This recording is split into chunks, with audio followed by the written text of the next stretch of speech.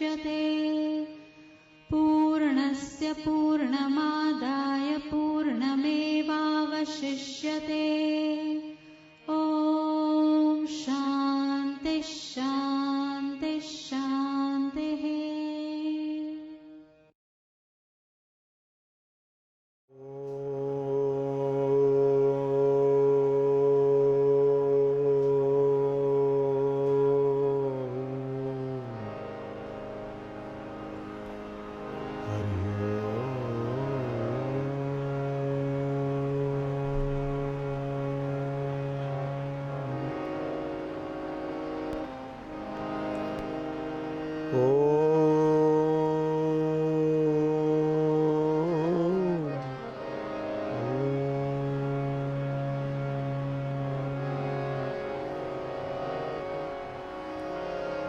नमस्ते रुद्रमन्यव उतोत इखवे नमः। ओम शांति शांति शांति। भद्रं नो अपि वातयमनः। ओम शांति शांति शांति। आनन्दमानन्दकरं प्रसन्नं ज्ञानस्वरूपं निजभावयुक्तं योगीन्द्रमीड्यं भवरोगवैद्यं श्रीसद्गुरुं नित्यमहं नमामि। देवी प्रपन्नार्तिहरे प्रसीद प्रसीद मातर्जगतोऽखिलस्य। प्रसीद विश्वेश्वरि पाहि विश्वं त्वमीश्वरी देवी चराचरस्य। यं प्रव्रजन्तमनुपेतमपेतकृत्यं द्वैपायनो विरह कातर आजुहाव। पुत्रेति तन्मयतया तरवो विनेदु तं सर्वभूतहृदयं मुनिमानतोऽस्मि। सच्चिदानन्दरूपाय विश्वोत्पत्त्यादिहेतवे तापत्रयविनाशाय श्रीकृष्णाय नमः। तापत्रय विनाशाय श्रीकृष्णाय वयं नमः। राधे कृष्ण राधे कृष्ण राधे कृष्ण राधे कृष्ण राधे कृष्ण राधे कृष्ण राधे कृष्ण राधे कृष्ण राधे कृष्ण राधे कृष्ण राधे कृष्ण राधे कृष्ण राधे कृष्ण।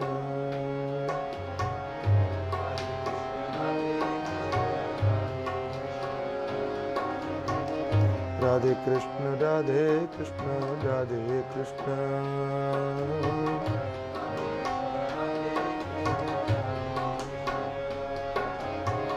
राधे कृष्ण राधे कृष्ण राधे कृष्ण।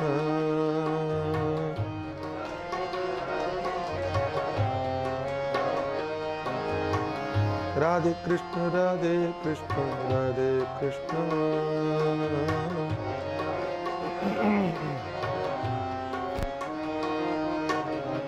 राधे कृष्ण राधे कृष्ण राधे कृष्ण।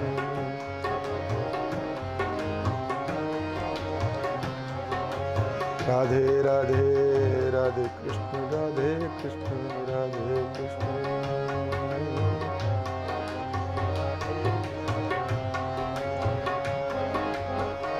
राधे कृष्ण राधे कृष्ण राधे कृष्ण।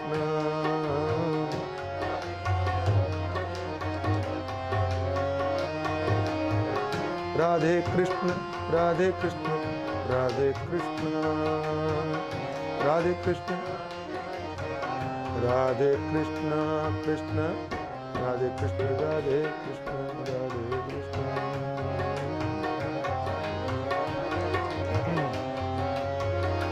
जय जय राधे कृष्ण राधे कृष्ण राधे कृष्ण राधे कृष्ण राधे राधे कृष्ण राधे राधे कृष्ण राधे कृष्ण राधे।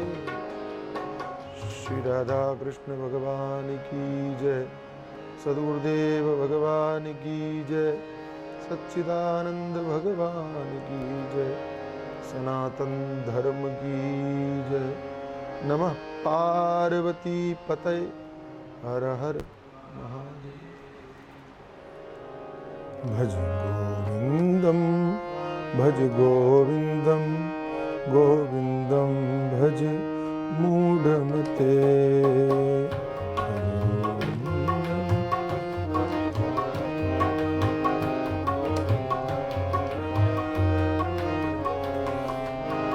भज गोविंदम भज गोविंदम गोविंदम भज मूढ़मते।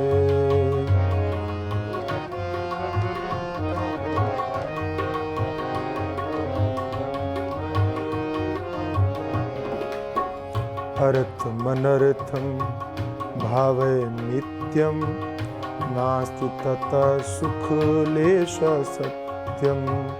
अर्थमनर्थं नित्यं नास्ति ततः सुखलेश सत्यम्। पुत्रादपि धन भाजां भीतिः सर्वत्रैषा विहिता नीतिः।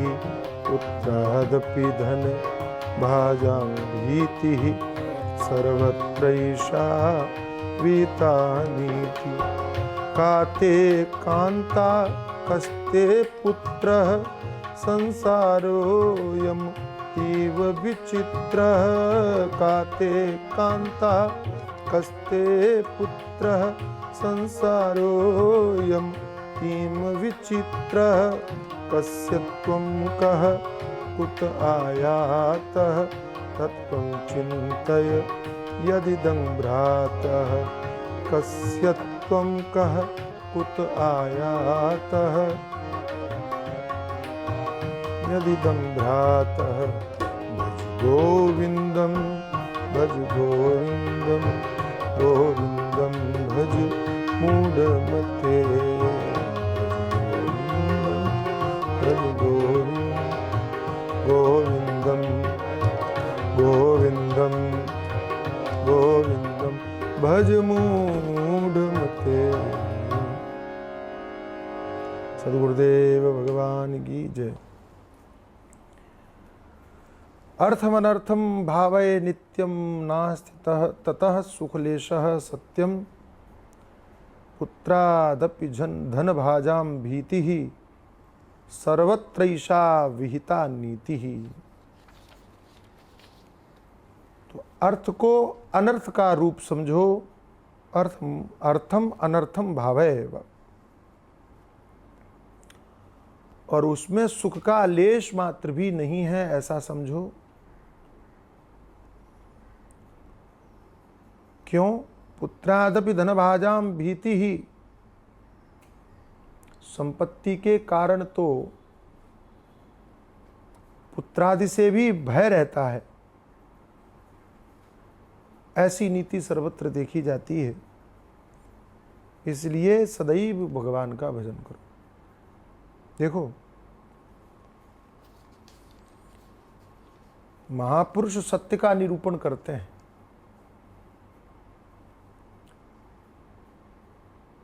और प्रायः संसार में ऐसा माना कहा जाता है कि सत्य कड़वा होता है।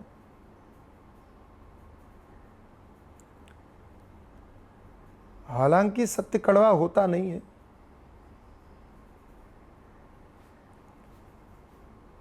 लेकिन जैसे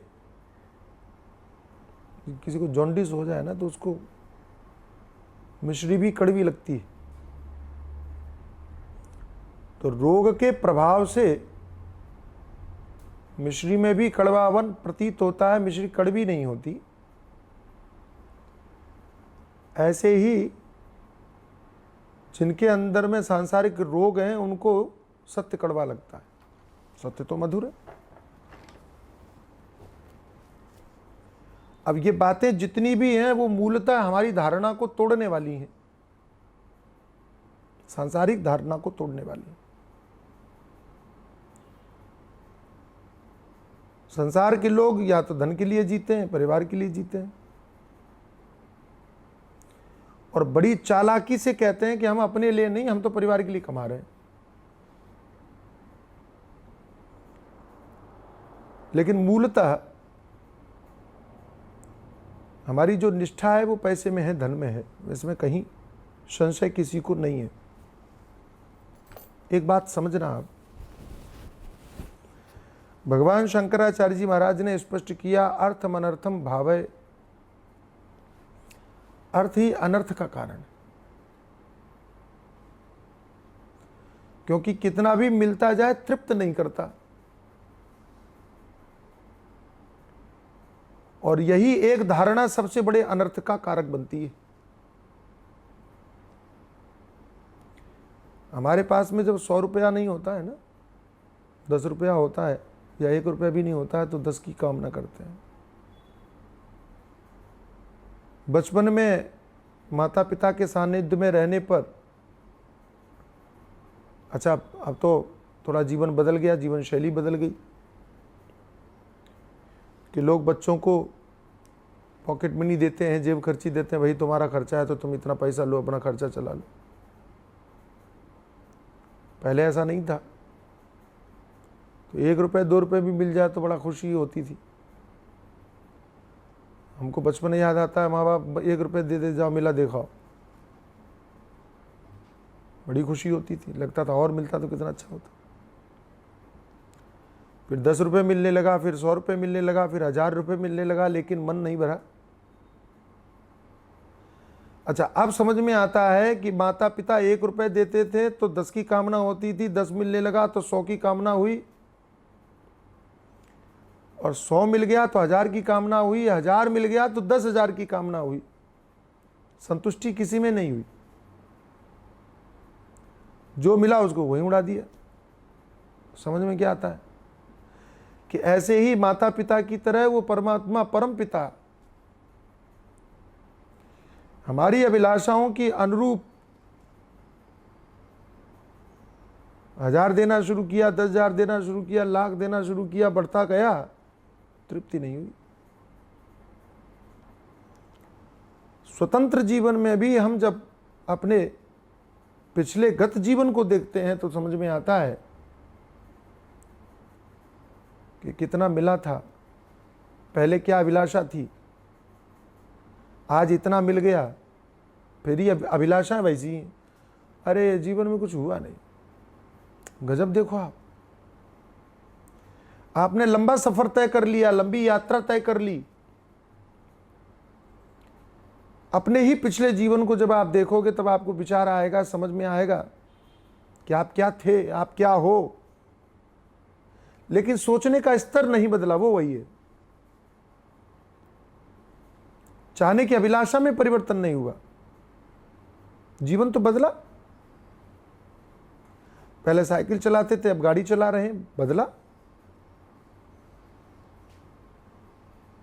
पहले कहीं छोटी जगह रह रहे थे, अब बड़ी जगह रह रहे हैं, बदला। कोई गांव में रहता था, शहर में आ गया, बदला।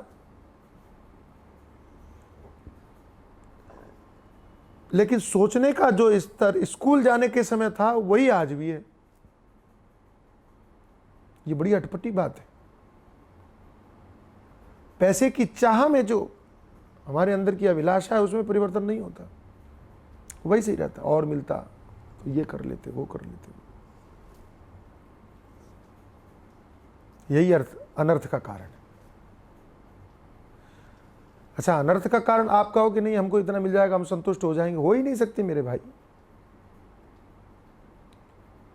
जब तक नहीं मिलता है तब तक 1000 लोग यही कहते हैं। हम तो कई लोगों को देखते हैं मंदिरों में जाते हैं, हे भगवान मेरी ये इच्छा पूरी कर दो, बस कोई काम नहीं, अंतिम इच्छा है प्रभु और वो इच्छा पूरी हो जाए तो ऐसे भूलते हैं जैसे गधे के सींग गायब हो गए हों। कभी भगवान से मांगा था ये याद ही नहीं रहता, और जैसे ही वो इच्छा पूरी हुई, भूल गए कल क्या कहा था, दूसरी इच्छा आ गई, फिर पहुंच गए। भगवान को भी हम बेवकूफ बनाने में चूकते नहीं है। भगवान भी माँ बाप की तरह सोचते हैं, बच्चा है चलो कोई बात। लेकिन महात्माओं को भगवान ने जिम्मेदारी दे रखी है, दायित्व सौंप रखा है कि हम तो कुछ नहीं बोलते, तुम इनको समझाओ कि अर्थ के पीछे ऐसे ही पड़े रहेंगे तो जीवन का अनर्थ कर रहे हैं। अच्छा, अर्थ का मतलब केवल पैसा नहीं समझना, अर्थ का मतलब जितनी भी इच्छा है सब अर्थ है। जितनी भी कामनाएं हैं आपकी, ये होता है, ये होता है, ये होता है, ये होता है, पैसा भी समझ लो, पैसा तो है ही। और इसमें सुख नहीं है। अब आपको सुख क्यों नहीं है? पैसा खरीदते हैं, पैसे से गुलाब जामुन खरीदते हैं, रसगुल्ला खरीदते हैं, सुख तो मिलता है। ये दरअसल जब खरीदते हो ना, वहीं से दुख का आरंभ होता है, वहीं से शुरुआत होती है। तो डायबिटीज भी आएगी, तो स्वाद मिला तो फिर और इच्छा भी बढ़ेगी, तो और उलझन। ये जो अर्थ है, यही आपके उलझनों को पैदा करने वाले काम करता है। अच्छा, तो मतलब क्या है? पैसा कमाया ना जाए, अरे मेरे भाई। पैसा छोड़ दें, नहीं मेरे भाई। रसगुल्ला खाना छोड़ दें, नहीं नहीं नहीं नहीं नहीं। अपने मन को यह समझाना है जो यहां कहा जा रहा है कि भाई इसमें फंसो मत। कितनी प्रसिद्ध बात है कि शहद किनारे पर बैठ करके मक्खी ने खाया, खा उड़ गई। दूसरी ने सोचा किनारे में आनंद नहीं आ रहा, जरा बीच में बैठ के खाएं, तो बीच कटोरे में जाके शहद में बैठी। जब बैठी तो बड़ा स्वाद आया, देखो हम ज्यादा खा लेंगे। और जब उसके उड़ने का मन आया, उड़ने का समय आया, तो क्या हुआ? पांव चिपक गया उसका शहद में, पंख चिपक गए, उड़ नहीं पा रही, फंस गई। और अंत क्या हुआ? अनर्थ हो गया। तो संसार में आवश्यक पदार्थों का उपभोग करने के लिए, जीवन व्यवहार में उपभोग करने के लिए अर्थ से संबंध बुरा नहीं है, पैसे से संबंध बुरा नहीं है। धर्म करने के लिए, काम पूर्ति के लिए, कामना पूर्ति के लिए धन का उपयोग करो, कोई बुरा नहीं है। लेकिन वही किनारे बैठ के चिपको मत। और थोड़ी सी भी नासमझी दिखाई और बीच में फंस गए तो आप चाहोगे तो भी नहीं उड़ पाओगे। देखना, वो मक्खी चाहती है कि उड़ जाए, ऐसा नहीं कि उसकी कामना नहीं है, लेकिन फंस गई, फिर नहीं उड़ सकती। फिर दूसरी मक्खियां भी चाहें कि उसको निकाल लें, नहीं निकाल सकती। ऐसे ही एक बार आप दलदल में फंस गए अर्थ के, वो कर्जा लिया, वो कर्जा लिया, वो उधारी की, वो फलाना किया, वो ढिमका किया, फंस गए। और फिर आप चाहो कि निकल जाए तो नहीं निकल पाता, फिर फंस गए तो उलझ गए तो उलझ गए। अनर्थ का कारण समझ करके दूर रहो। ऐसा हमारे महात्मा लोग कहते हैं कि आग जिस पर भोजन बनाते हो लेकिन दूर रहते हो, चिपकते नहीं हो। चिपकोगे तो क्या होगा? जल जाओगे। तो छोड़ सकते नहीं, क्योंकि उसके बिना भोजन नहीं बनेगा। तो अग्नि का उपयोग हो, अग्नि का उपयोग करो। रोटी भी सेक लो, लेकिन चिमटे से सेको। सीधे पकड़ोगे तो क्या होगा? ऐसे ही विवेक को बीच में रख करके विवेक के चिमटे से व्यवहार करो। संसार के संबंधों का, संसार के पदार्थों का, पैसे का, धन आदि का। विवेक रूपी चिमटा छोड़ा नहीं कि आप जले नहीं। और आप सदैव याद करो कि जब जब आपके जीवन में दुख हुआ, जिन जिन परिस्थितियों के कारण दुख हुआ, जिन जिन संबंधों के कारण दुख हुआ, आपने विवेक का चिमटा छोड़ दिया तभी दुख हुआ। आपने उन संबंधों को दिल से ले लिया तो दुख हुआ, आपने उन परिस्थितियों को दिल पे ले लिया तो दुख हुआ। अवसाद, अवसाद, अवसाद जानते हो ना, डिप्रेशन क्यों होता है? क्योंकि आपने परिस्थितियों को दिल पे लिया। हे भगवान, क्या सोचते रहो। लेकिन विवेक का चिमटा रहेगा तो वो आपको हे भगवान क्या होगा नहीं सोचने देगा। तो विवेक का चिमटा क्या करेगा? हुई है सोई जो राम रच राखा, को कर तर्क बढ़ावे साखा।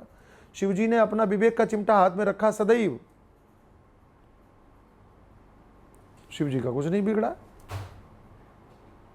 संतों का कुछ नहीं बिगड़ेगा, महापुरुषों का कुछ नहीं बिगड़ा।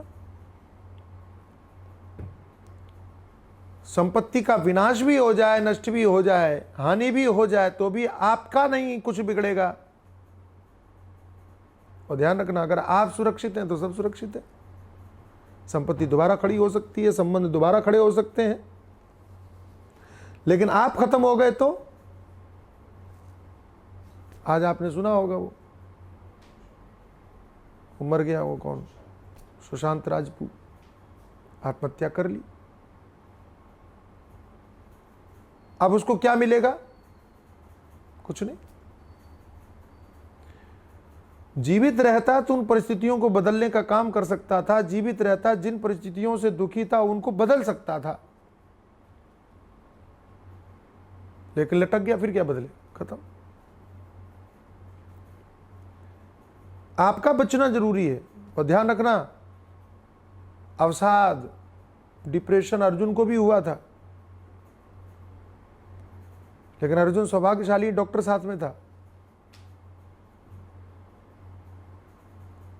वैद्यराज साथ में था, उपचार हो गया तुरंत। और जो सीदंति मम गात्राणि मुखम च परिशुष्यति वेपतुष शरीरे में रोम हर्षश जायते गांडीवम संसते हक्ताक त्वक्चैव परिदह्यते, ऐसा कहकर के जो रथ के पीछे गिर पड़ा था,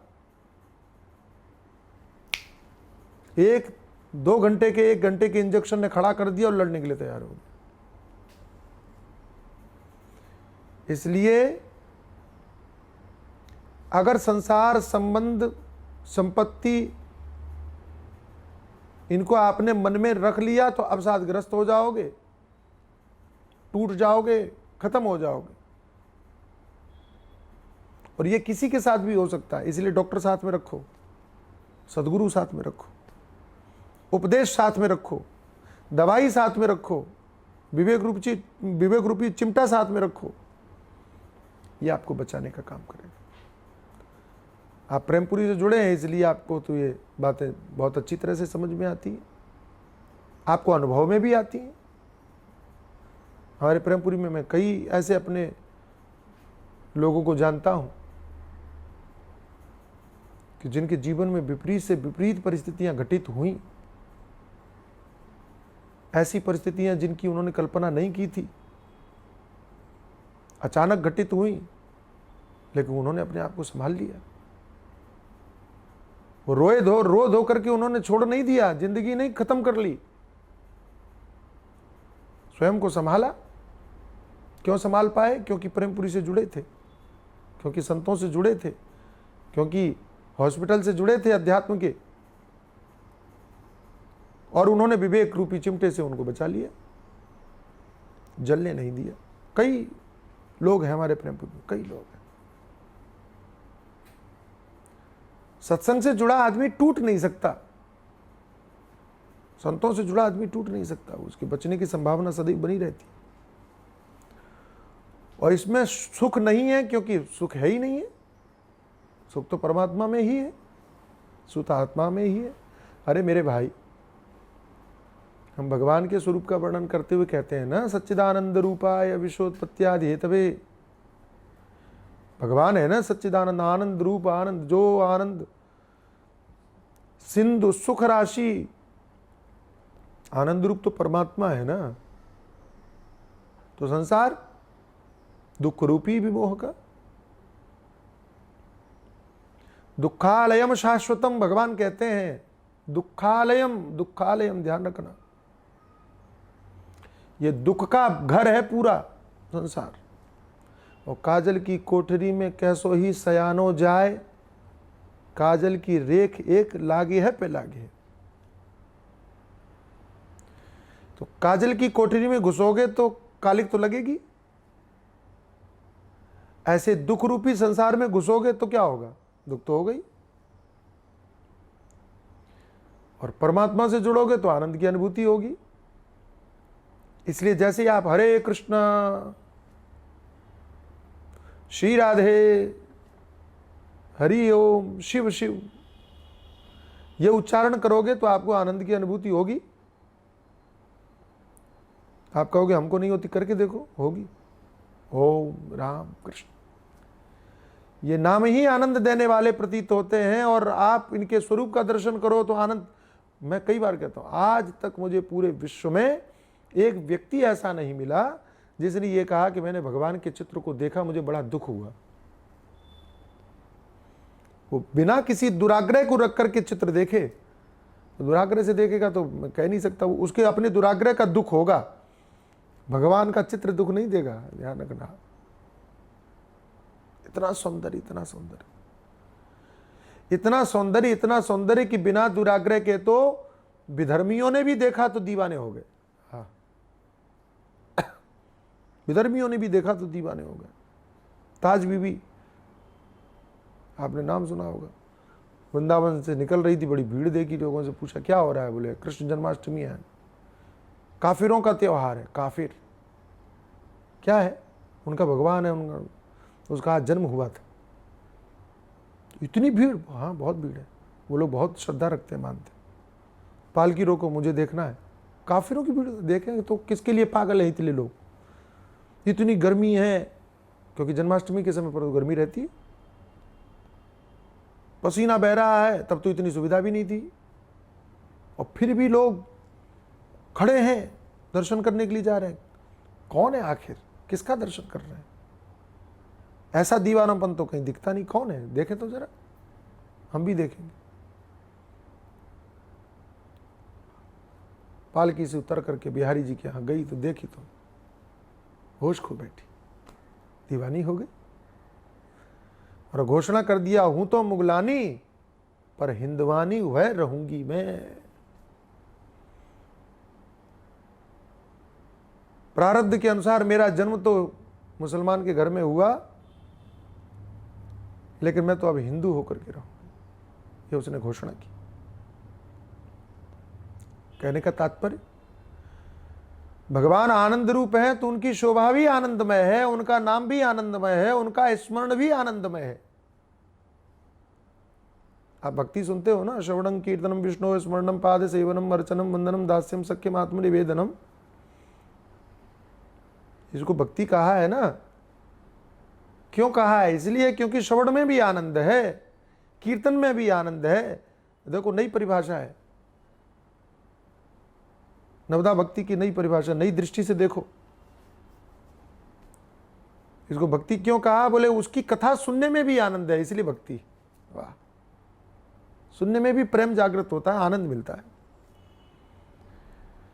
और बिना किसी दुराग्रह के भगवान की कथा भी सुनोगे तो आनंद ही मिलेगा, आपको दुख नहीं मिलेगा। तो श्रवण भी आनंद, और कीर्तन करो, कीर्तन में भी आनंद। श्रवणं कीर्तनम विष्णोः स्मरणम, आंख बंद करके ध्यान करो जरा भगवान का। मनोहारी छवि को देखो, श्याम सलोने को देखो, वंशी विभूषित करा नवनीर दाभात पीतांबरा दरुण बिंब फला दरोष्टात पूर्णेन्दु सुंदर मुखाद अरविंद नेत्रात कृष्णात परम किमपि तत्व हम न जाने। सांवले सांवले चेहरे पर, सांवरे सलोने चेहरे पर सुंदर और घुंघराली लटों को गाल पर आते हुए जब निहारोगे, चिंतन करोगे, स्मरण करोगे, तो वो भी आनंद देने वाली प्रतीत होगी। मोहित हो जाओ। श्रवणम कीर्तनम विष्णु स्मरणम पाद सेवनम, भगवान की चरण सेवा करो, उसमें भी आनंद मिलेगा। अर्चन करो, आप देखते हो भगवान का अर्चन मन से करो। अब होता क्या है, जैसे हम अर्चन कर रहे हैं, मन कहीं घूम रहा है, तो भगवान का अर्चन हो रहा है और मन घूम रहा है कलकत्ता में, तो कलकत्ता की बदबू आएगी, भगवान का अर्चन का आनंद थोड़ी आएगा। आप अर्चन कर रहे हो भगवान का और मन जो है कहीं संबंधों में चला गया, किसी शत्रु को याद कर लिया, तो आग लग जाएगी अंदर में। अरे बाप रे, पूजा हो जाने तो बताता हूं अभी।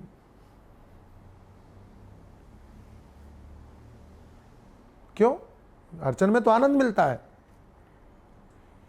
लेकिन मन वहां नहीं है, तो फिर आनंद की अनुभूति कैसे होगी? लेकिन जैसे ही मन अर्चन से जुड़े, आहा, तो हम लोग जब तीर्थ में कई बार जाते हैं या कथा करने के लिए, हमारे प्रेमपुरी के कई लोग साथ में जाते हैं, तो सुबह सुबह हम लोग अभिषेक करते हैं। अभी हमारी 3 बहनों ने, रंजनबेन पटेल, निर्मला बहन मिस्त्री और निर्मला बहन धानक, 3 बहनों ने कथा किया था शुकताल में, शुक तीर्थ। मुंबई से सब लोग गए थे और भी लोग सब लोग गए थे। आहा, सवेरे सवेरे अभिषेक करने बैठते हम लोग, ठंड का समय, भीनी भीनी ठंड, बड़ी बढ़िया लगती थी। अभिषेक करने बैठे, क्या आनंद आता था। अच्छा, उसमें तो ये लोग कर भी नहीं रहे थे, अभिषेक तो मैं ही कर रहा था, लेकिन फिर भी सब बैठते थे, तो देखने में ही आनंद आता था, हाँ, सुनने में आनंद आता था। रात को जब महिम्न पाठ करें शाम को भोजन के बाद में, फिर उसमें आनंद आता था। कहने का तात्पर्य क्या है? अर्चनम वंदनम, तो वंदन स्तुति पाठ करना। तो जब आप पाठ करते हो, नमामि शमीशान निर्वाण रूपम विभुम व्यापकम ब्रह्म वेद स्वरूपम महिम्ना पारम ते परम विदुषो यद्य सदृशी भजे व्रजैक मंडनम समस्त पाप। कोई भी स्तुति गाओ, आनंद आएगा। श्री रामचंद्र कृपाल भज मन, क्या है? हरण भय दारण। जय जय सुरनायक गाओ, भय प्रकट कृपाल। कोई भी स्तुति गाओ, हिंदी में गाओ, संस्कृत में गाओ, गुजराती में गाओ, है ना, गुजराती में गाओ, भावेति शिव भजले, कुछ भी गाओ, कहीं भी गाओ, तो क्या मिलेगा? आनंद मिलेगा। क्यों आनंद मिलेगा? क्योंकि वो आनंद रूप है, इसलिए आनंद मिलेगा। वाह। अच्छा, कितनी देर भी करते रहो कीर्तन संकीर्तन, समूह में हो ना, करते रहो आप, आनंद मिलता रहेगा। बस मन टिका रहे, यह आवश्यक है आप। और मन टिका रहा तो बोरियत नहीं होगी। तो अर्चनम वंदनम दास्यम, सेवक है आपका, सख्यम, आप मित्र हैं हमारे, और क्या है? आत्मनिवेदन, समर्पण कर दो। हर दृष्टि से आपको आनंद की अनुभूति होगी। और अब आप संसार में देखो, तो संसार का ध्यान करो तो दुख, संसार की कीर्तन करो तो दुख, संसार के गाने गाओ आप दुनिया के, 2 मिनट दो बार गा के देखो, तीसरी बार में छोड़ो, बदलो यार, हो गया, बहुत हो गया। नहीं तो फिर क्या, बंद करो। और खास करके आजकल के गाने तो अरे बाप रे बाबू, कान फोड़ू, वो तो आप झेल ही नहीं पाओगे, ग्राम्य गीत जिन्हें हम कहते हैं। तो ये थोड़ी देर के लिए सुख देते हुए प्रतीत होंगे। भगवान का भजन शुरू में भले ही आनंद आने दे, लेकिन जैसे जैसे करोगे, चलते जाओगे, वैसे वैसे आनंद की अनुभूति डूबते चले जाओगे। और ये जो संसार में गानों का आनंद मिलता है, वो भी गानों का कम, संगीत का ज़्यादा आनंद मिलता है। संगीत तो परमात्मा से ही जोड़ने का काम करता है। संगीत ना हो, बिना संगीत के गाने गवा करके सुन लो। अच्छा, हमारे यहाँ ऐसा है, भगवान का नाम बिना संगीत के भी गाओ आप, तो भी आपको आनंद आएगा। अच्छा, गाओ मत, खाली आप राम राम राम ऐसे बोल के देखो मन के साथ, तो भी आनंद आएगा, चित्त शुद्ध हो तो। और संसार का गाना कोई गा के देखो ऐसे बिना संगीत के, ऐसे बोल के देखो। हाँ? कौन सा गाना याद करूं, कोई गाना है, हाँ? गोरे गोरे गालों पे काला काला चश्मा, बैठ के गा के देखो ऐसी, कैसा लगेगा तुमको? आनंद देगा? नहीं देगा। संगीत आनंद का कारक थोड़ा बनता है, संसार में कुछ है ही नहीं। तो श्रवण भी आनंद कारक नहीं होगा, स्मरण भी आनंद कारक नहीं होगा। अच्छा, संसार में स्मरण करते हो तो राग हो जाएगा, दुश्मन का स्मरण करोगे द्वेष हो जाएगा। परमात्मा का चिंतन करने से राग नहीं, अनुराग हो जाएगा, वो भक्ति में बदल जाएगा, वहां द्वेष की संभावना खत्म हो जाएगी। और संसार में कहीं राग हो गया संबंधों में तो द्वेष होगा, द्वेष जरूर होगा तो फिर क्या होगा? विषाद होगा। इसलिए मैं कल निवेदन किया था कि परमात्मा का चिंतन अनुराग, प्रसाद पैदा करेगा, संसार का चिंतन विषाद पैदा करेगा। क्यों? क्योंकि संसार दुखालयम शाश्वतम, यही यहां कह रहे हैं, ना से तथा सुखलेशा सत्यम। किंचित सुख नहीं है, थोड़ा भी सुख नहीं है, भान प्रतीति है केवल सुख की, केवल प्रतीति। अच्छा, हमारे यहां तो हमने महात्माओं को देखा 8-8 घंटे 10-10 घंटे बैठ करके भगवान के चिंतन में रत रहते हैं। थोड़ी भगवान की लीला का चिंतन किया, बैठ गए वृंदावन के भक्तों में, और बहुत ऐसा श्रवण करने को आता है, पढ़ने में आता है, अनुभव में आता है। एक बार चिंतन करने बैठ गए तो 8 घंटे तक और लीला चिंतन कर रहे हैं, शरीर प्रफुल्लित हो रहा है, रोमांचित हो रहा है। आप एक व्यक्ति बता दो जो 8 घंटे तक फिल्म देख ले, नहीं देख सकते। 8 घंटे तक रसगुल्ला खाता रहे, नहीं खा सकता। 8 घंटे तक विषय भोग करता रहे, संभव ही नहीं है। 4 घंटे तक आप कथा सुन सकते हो लगातार, 6 घंटे भी सुन सकते हो, 7 दिन तक लगातार सुन सकते हो, लेकिन 4 घंटे तक विषय भोग नहीं कर सकते, रसगुल्ला नहीं खा सकते। प्रयोग करके देख लेना कभी कि आप भगवान का ध्यान करने बैठते हो ना, भगवान की लीला चिंतन करते हो, और कभी वो फिल्मकारों का चिंतन करके देखना, किसी हीरो को याद करके देखो, नहीं बैठ सकते, अच्छा नहीं लग सकता। संसार में सुख लेश नहीं है, केवल प्रतीति है, हमारी मूर्खता के कारण, हमारे अज्ञान के कारण। और बड़ी बढ़िया बात कही, पुत्रादपि धन भाजाम भीति ही सर्वत्र ईशा विहिता नीति। हमने तो सर्वत्र ऐसा देखा है कि ये जो धन है ना, इस धन के कारण तो आपको अपने बच्चों से भी डर रहता है। गजब है। आप कहते हो जिन संतान के लिए, जिस परिवार के लिए आप धन इकट्ठा कर रहे हो, मूलतः उन्हीं बच्चों से भय रहता है कि कहीं धन के कारण ये हमारा अहित न कर दें, और देखने में आता है। कितनी बार आप पढ़ते हो समाचार पत्रों में, टीवी के समाचारों में, बच्चे ने बाप को मार डाला कि बच्चे ने मां को मार डाला संपत्ति के कारण। और ये जो घटनाएं हैं ये हमारे शास्त्रों को ही प्रमाणित करती हैं, शास्त्र सिद्धांत को प्रमाणित करती हैं। आपके बच्चे ऐसे नहीं हैं, हम जानते हैं। क्यों? क्योंकि आपके बच्चे संस्कार से जुड़े हैं, सत्संग से जुड़े हैं, धर्म से जुड़े हैं, विवेक से जुड़े हैं, इसलिए।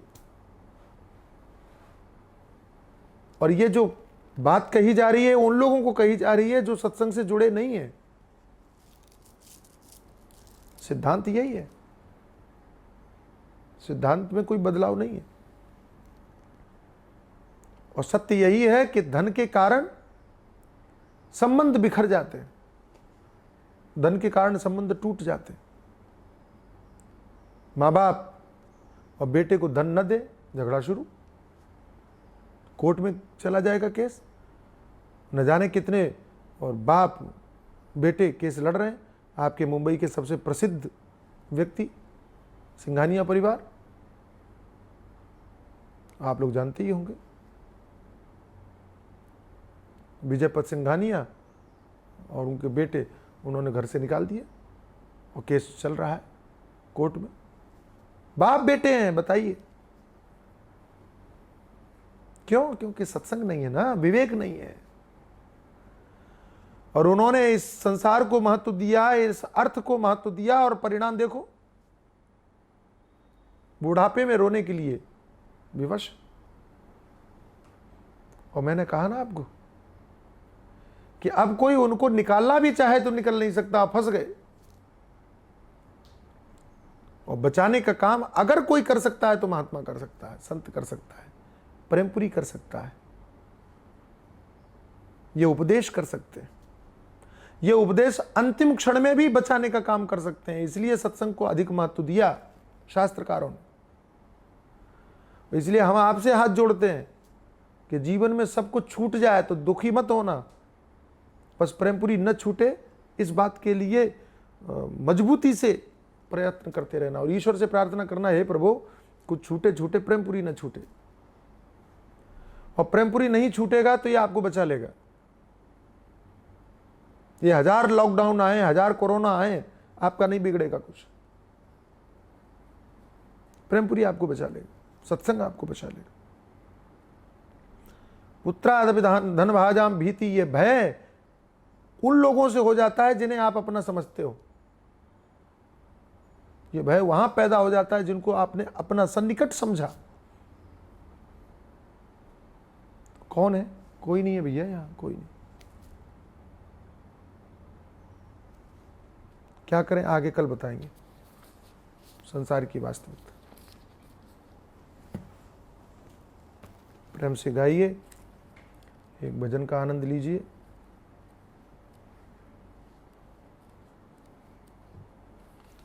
क्रमशः रोज ऐसे ही चर्चा करेंगे।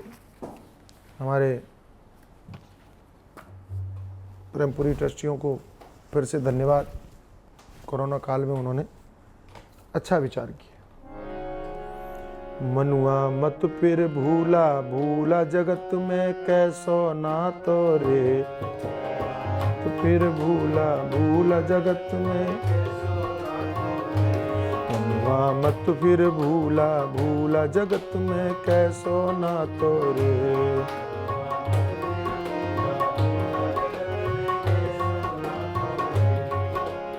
कैसो ना तोरे जगत में, कैसो ना तोरे,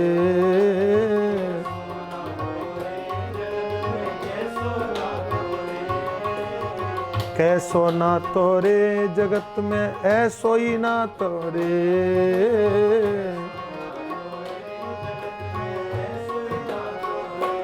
मनुआ मत फिर भूला भूला जगत में, कैसो ना तोरे।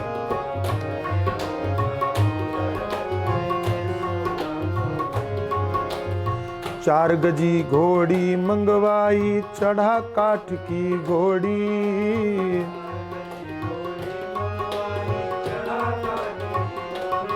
हो चार गजी घोड़ी मंगवाई, चढ़ा काठ की घोड़ी।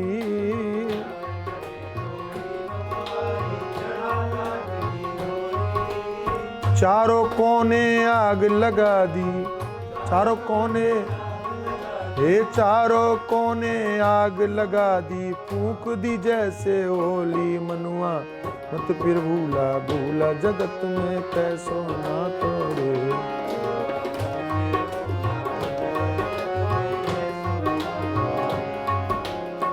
हाड़ जले जैसे लाकड़िया, केश जले जैसे घासा। हाड़ जले हो हाड़ जले जैसे लाकड़िया, केश जले जैसे घासा।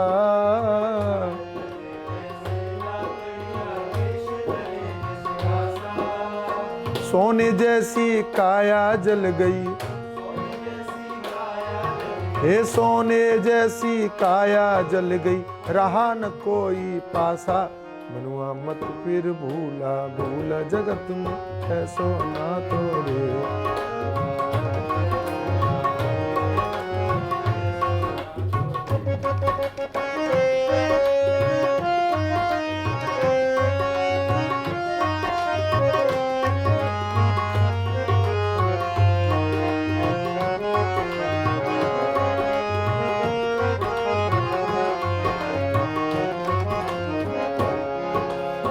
मात कहे ये पुत्र है मेरा, बहन कहे मेरा भाई।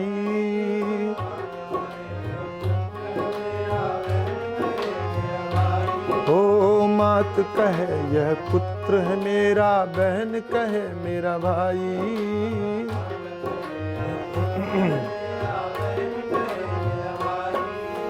नारी कहे यह पति है मेरा, हे नारी कहे यह पति है मेरा, हंस अकेला जाई। मत फिर भूला भूला, जगत में ऐसो ना तोरे।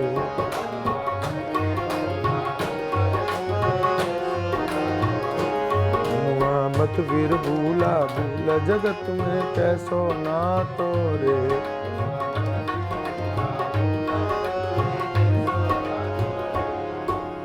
जब लग जीवे माता रोवे, बहन रोवे 10 मासा।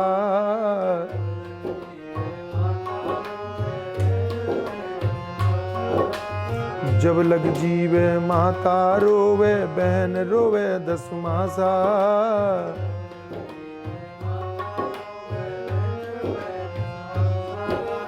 तेरा दिन तक तिरिया रोवे, फिर करे घरवासा।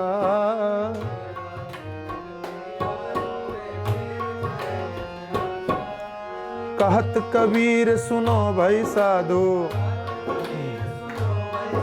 एक कहत कबीर सुनो भाई साधो, छोड़ो जग की आशा। मत फिर भूला भूला, जगत में कैसो ना तोरे।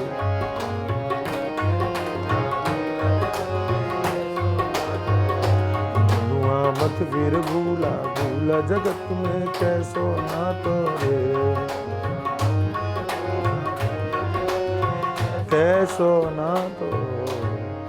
कृष्णचंद्र भगवान की जय।